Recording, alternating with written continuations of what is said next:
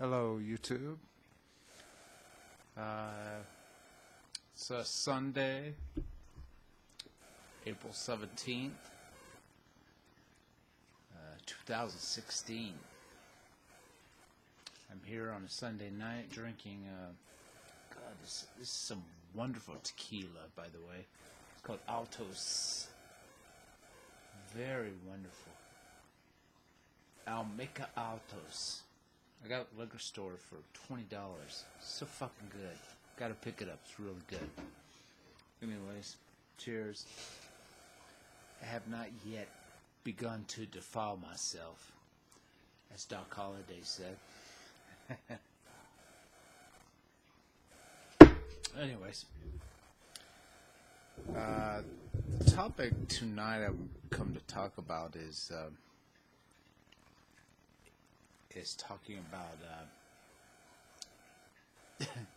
I live here in the United States, Utah, behind the Zion Curtain, as I like to call it. Anyways,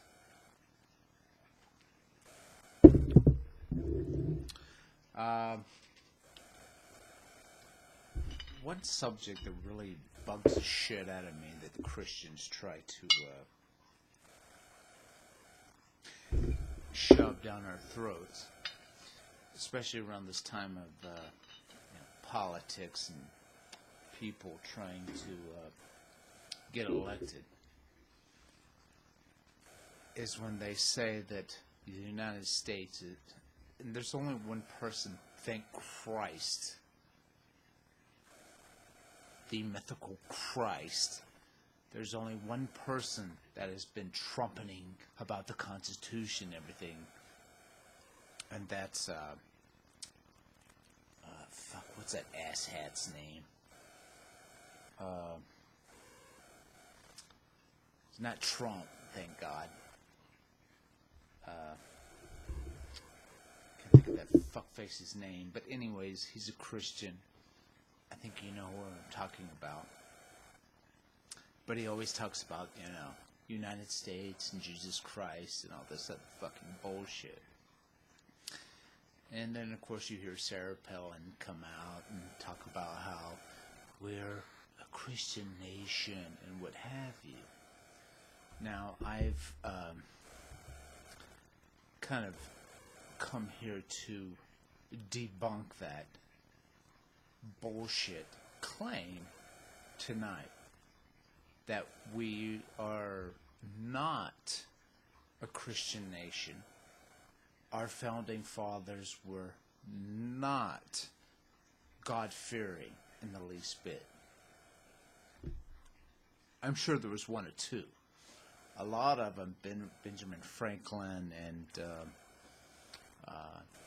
the other guys were, they believed in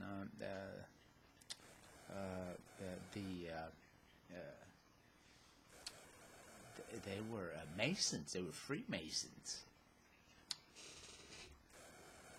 I don't recall that having anything to do with Christianity. But anyways, I digress.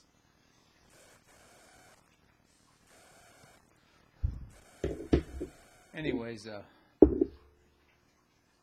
if you look at the Constitution, which is where we base our laws from at one time, I think that's running a little thin. A lot of our rights are eroding these days, and that's another subject. How the after 9/11, that all changed. Of course, sadly, but let's talk about the Constitution for right now. Now, one thing you have to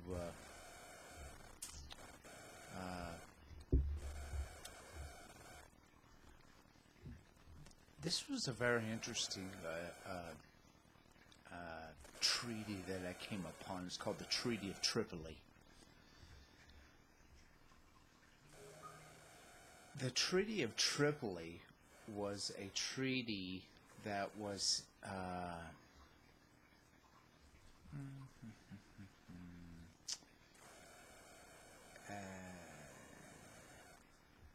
It came out about 1997.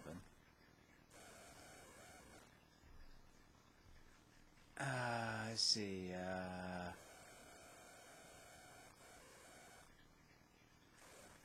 I think it had something to do with some trade that had to do with Tripoli, and I think it had to do with a lot of the Muslims and what have you, and some of the things we had to deal with Tripoli. I'm not quite sure the contents of the Treaty of Tripoli, but I find something very interesting about it, because in context we were dealing with another religion with the Treaty of Tripoli when we made it.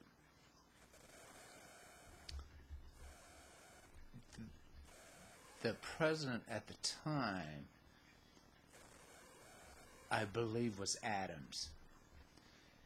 And when they made the Treaty of Tripoli, they made the most interesting statement that was put into the Treaty of Tripoli. And I'm going to read it to you. Oh, that's some good shit.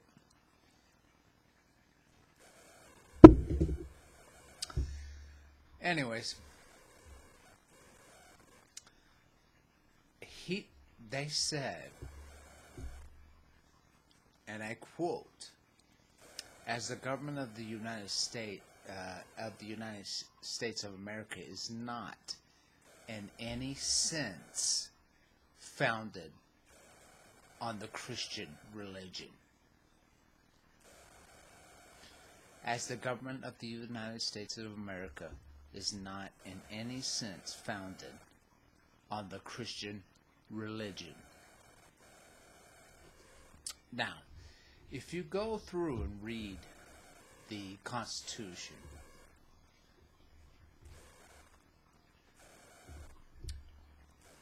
it really does not say anything about Christianity. Now, it says that you can worship in any manner that you want, and that there should be a separation of church and state. Period. I came upon this article, 5 Reasons America is not and has never been a Christian nation. The text of the Constitution does not say the United States is a Christian nation.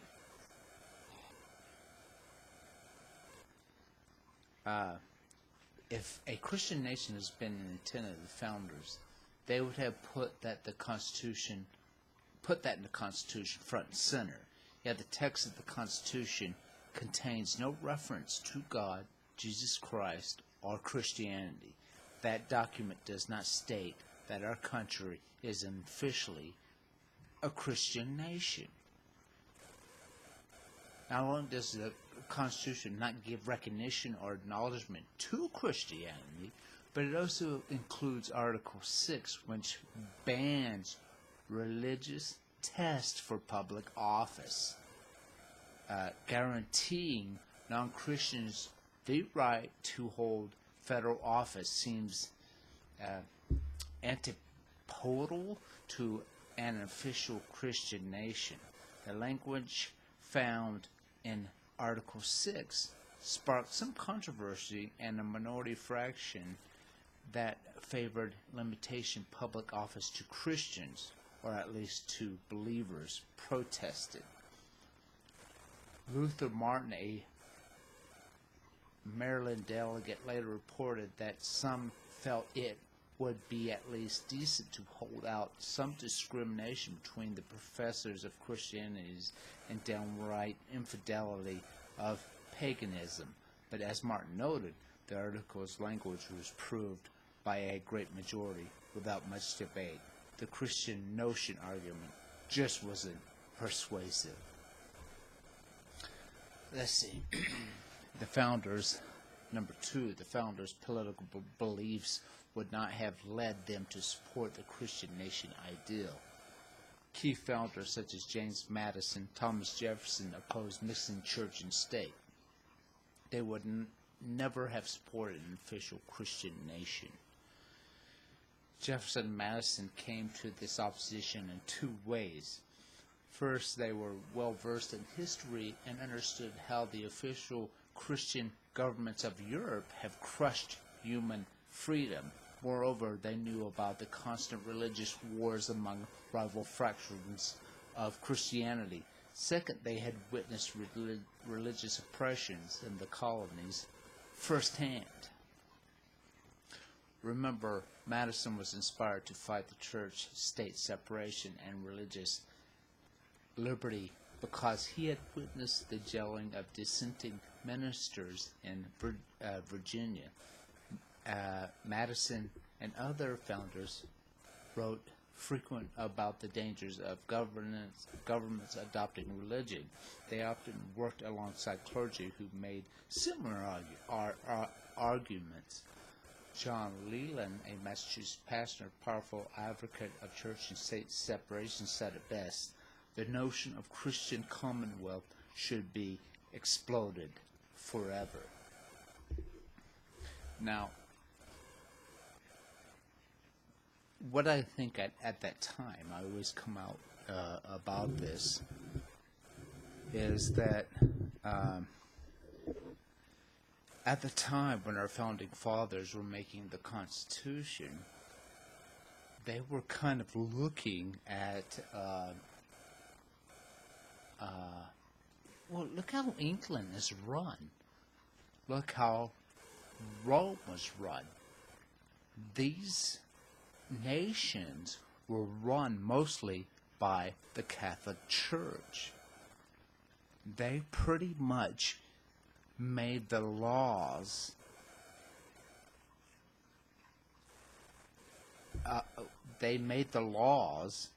that dictated to the people what they should and should not believe. And it was mostly, the Catholic Church you had to believe in. They were the ones who had to say so about a lot of the goddamn laws. This was the Catholic Church. They dictated, and still do dictate, a lot of the laws of England and Rome, period. When the founding fathers got together and wrote this Constitution, they did not want that. They did not want one singular Christian branch to dictate these laws. Now, they said in the Constitution that you can believe whatever you want to believe. You can open up whatever church you want to do, and it can be tax-free, which is fucking horseshit to me, by the way. That a lot of these,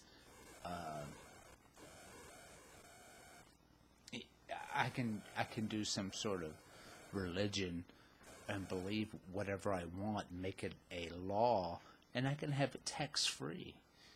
Look at L. Ron Hubbard. Look at Scientology. That's a tax-free entity. They can do whatever they want. They can go anywhere. They can open up any sort of church they want and be tax-free. The land will not be taxed. There's billions and billions of dollars we can get from taxes from these stupid fucking religions if we would just tax them. I think it's ridiculous. Now, on that note, there is, I want to say in France, they are starting to tax, this is great, they're starting to tax LDS temples for their land. And the LDS Church has tried several times to strike this down, and they haven't been able to. Now, the reasoning behind this is because they've I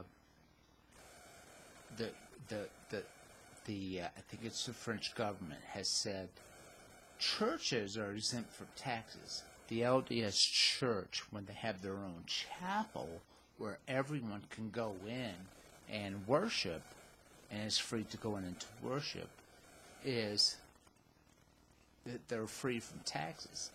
The LDS temples are not. The reason being is because only LDS people can go into LDS temples. So therefore, not everyone can go into an LDS temple. So therefore, they're being taxed under a French tax code. That is fucking awesome. That will never happen in this stupid fucking state, of course, but that is awesome that they're doing that. And that is true. That should be done that way, because not everyone can go into an LDS temple. They should be paying taxes on that. Anyways, that is another subject for another time. Anyways, let's move on.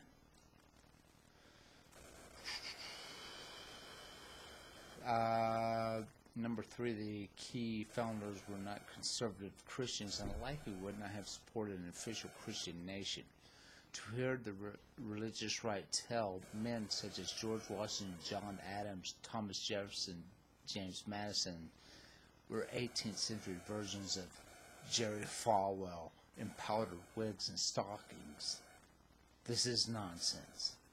The religious writings of many predominant founders sound odd to today's ears because these works reflect deism, a theological system that has since fallen out of favor.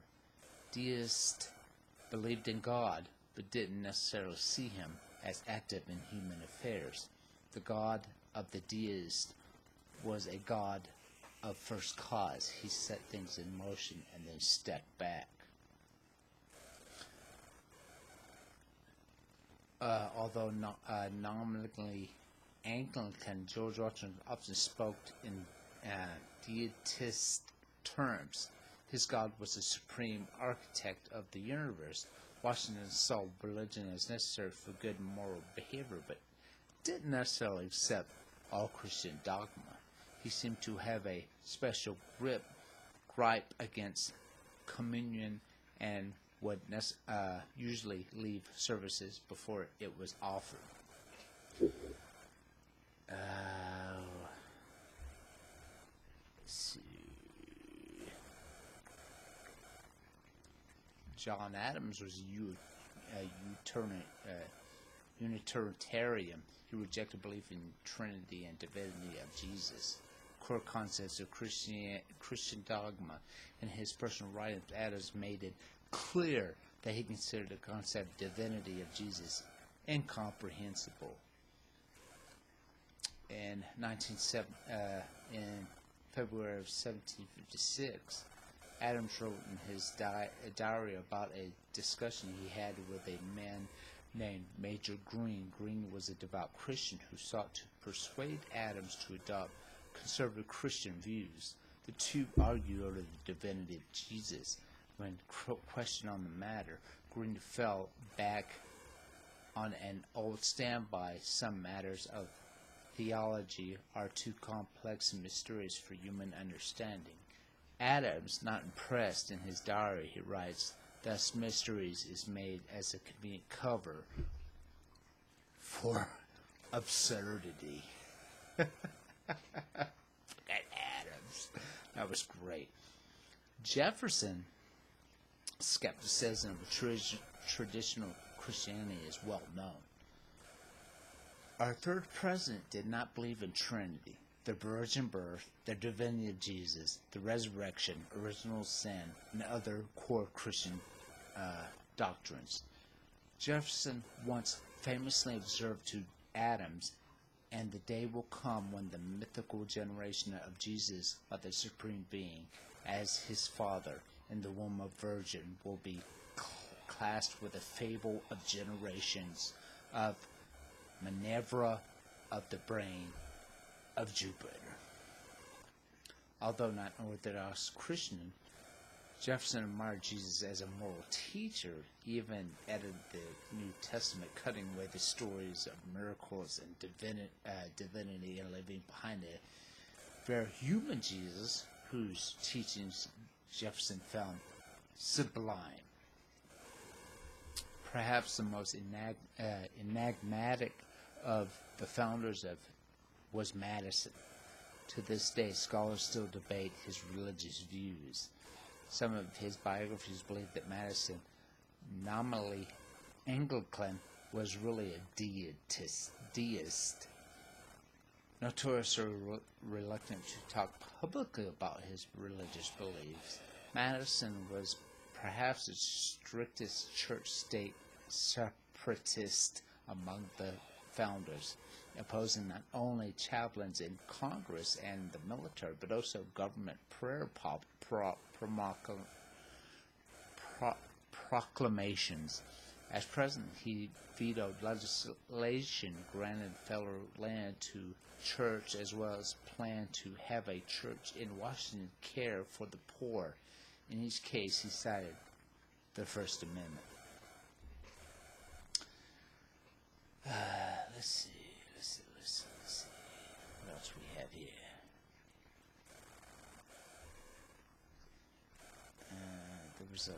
There was a lot of things. Here it is. The origins of the Christian notion myth. The last point for us is that the key to the understanding of staying power of the Christian nation myth. The myth's origins go back to the founding period, but to much different time in history, the post-Civil Civil War era. During this period, the country came as close as ever to be officially Christian. Many laws did reflect the tenets of the faith. For example, books, magazines, and even stage productions were banned if they were deemed insulting to the Christian faith. What the fuck that means? Protestant prayer and worship were common in many public schools. Laws curtailed Sunday conference. Even the Supreme Court flirted with the Christian notion concept in its infamous decision of the Holy Trinity case.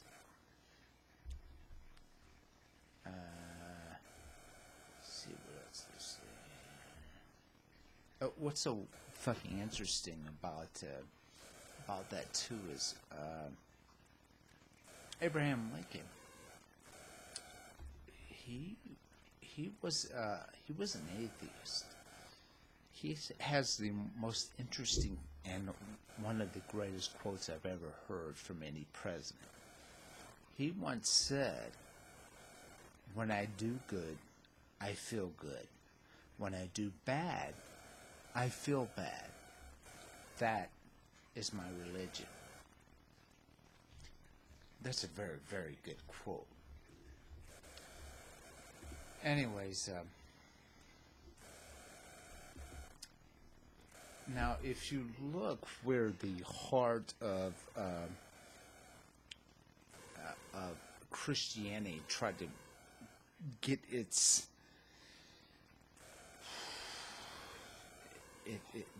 where the virus of Christianity finally spread, it was a couple occasions. If you look at the history behind it, one of them was during the time of the McCarthy trials. The McCarthy trials was during when they were trying to suss out communism. Communism was a big deal right after World War II. As fucking usual,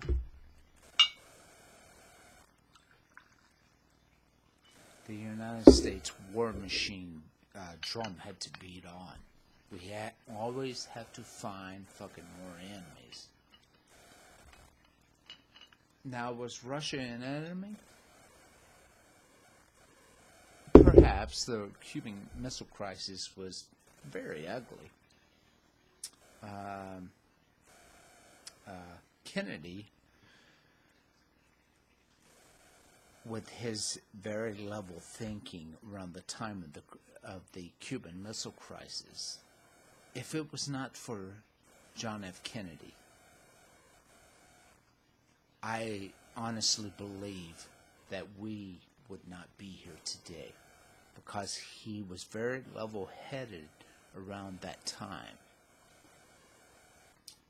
Of the time of the Cuban Missile Crisis, if you want to hear the actual history behind that, it was very interesting, because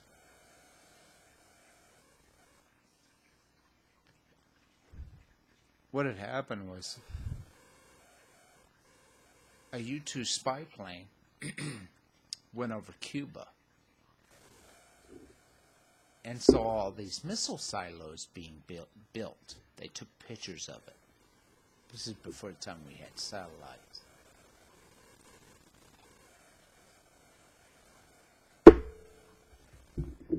Anyways,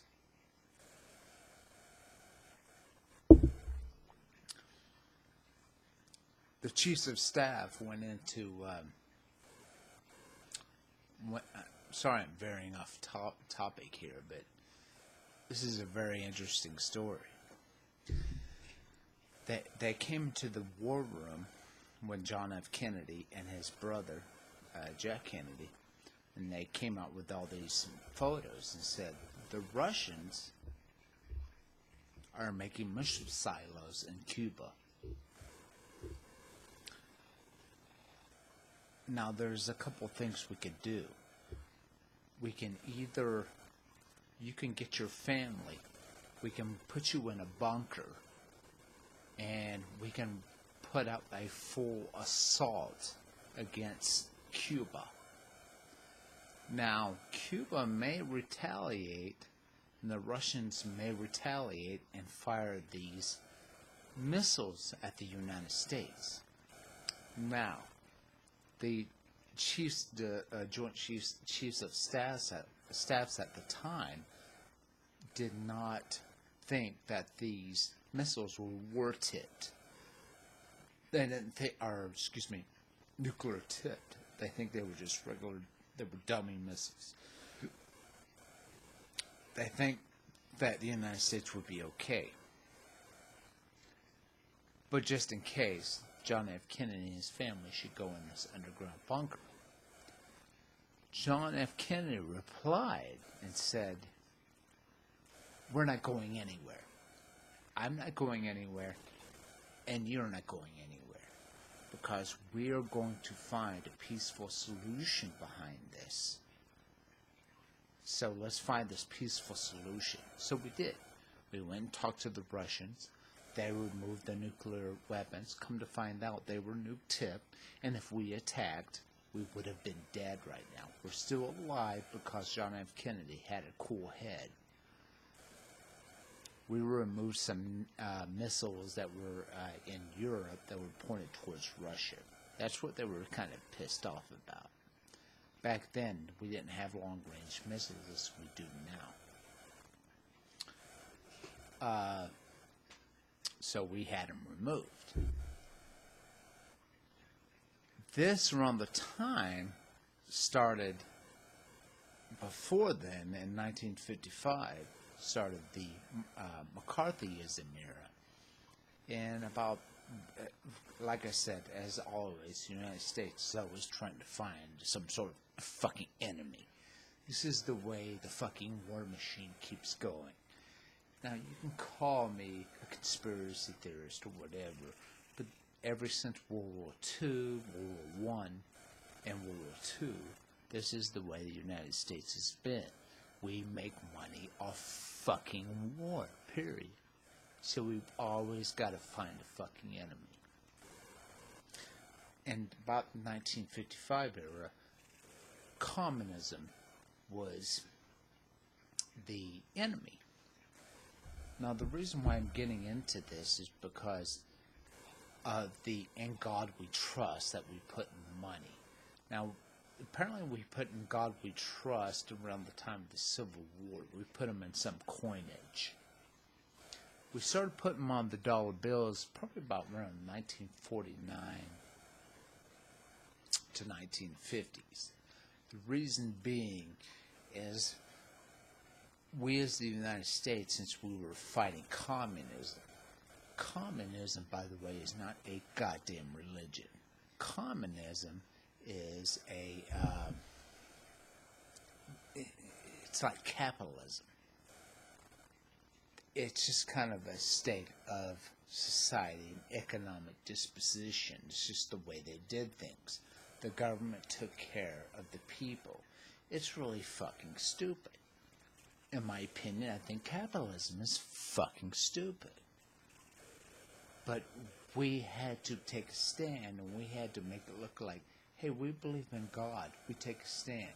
We take a stand against communism. Communism is not a fucking religion. So that's when we started putting "in God we trust" in money.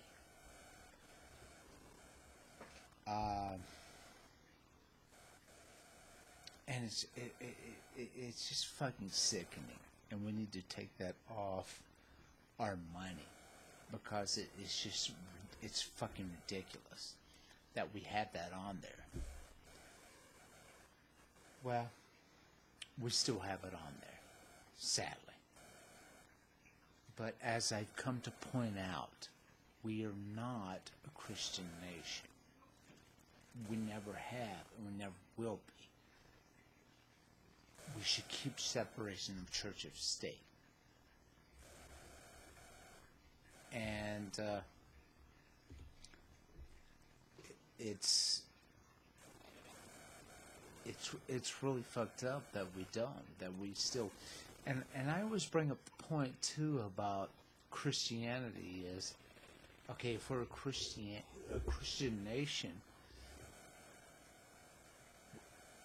what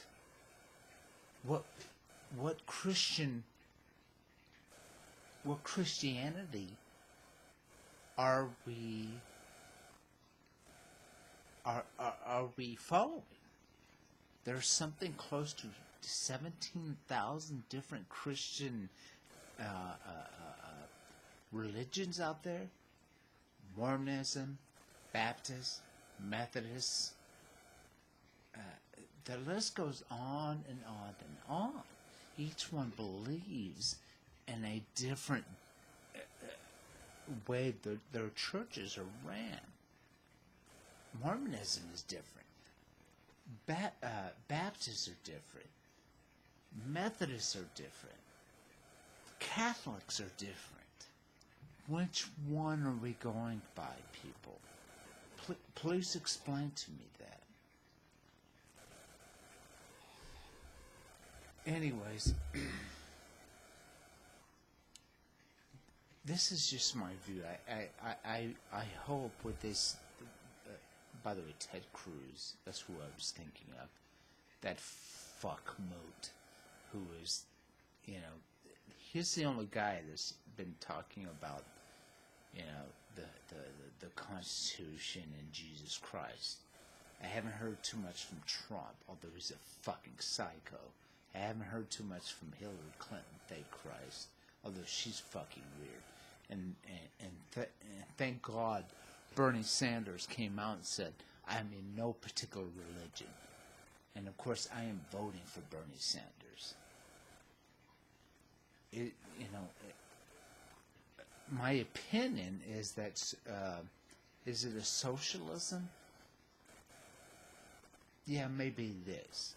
But during the time when this nation was real strong economically, we taxed the rich very highly. Like 75% of their wages were taxed. This country was one time great because the rich were taxed very highly. And there was kind of a socialism type thing going on. FDR had, when he started this country back up, he started it up on more or less socialistic means. When this country failed, it's because we let the banks do what they did then and what they're doing now. And we kind of put that in and said, you can't do that. We had the law called Glass-Steagall. Glass-Steagall just said, you guys are just going to loan money out. And that is it. Today they make investments. By the way, if you want to see a good money, see a movie. See the movie The Big Short. That was a very, very good movie that talks about when the economy collapsed, what happened. And it was because of the big banks were fucking making these insane investments and giving people loans left and right in houses. People who should not have houses got houses, and the prime lending scheme and what have you. Anyways, I'm kind of rambling on here, but I just want to say that hopefully it's eroding. Hopefully this Christian nation on nonsense is eroding. A lot of the polls that come out that say that more and more people are turning atheists and do not believe in the Christian religion is getting more and more. Thank God. I'm in fucking Utah though, so we're still 60 to 65% Mormons here. Sadly, these fucking people are stupid here, but hopefully they wake up. Hopefully we can become more like Europe. Europe, they're doing away with Christianity. A lot of the churches are turning into bars there. So, we'll see. Anyways,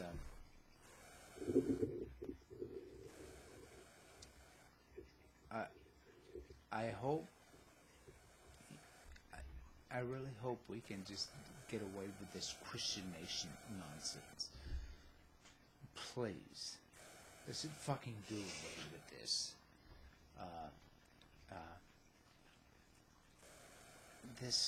This concept that we're a Christian nation, because we're fucking not.